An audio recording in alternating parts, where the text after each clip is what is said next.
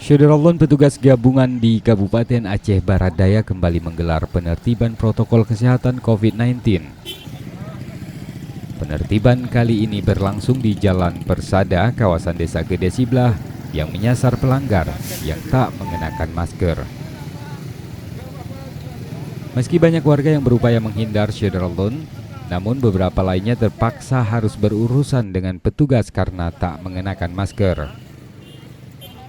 Pelanggar pun dinasehati dan didata serta mendapat sanksi sosial hingga push up.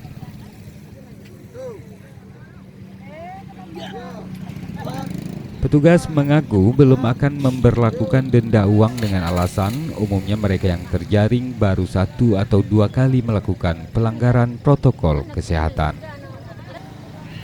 Dari Blang Pidi, Zainun Yusuf, Serambi On TV.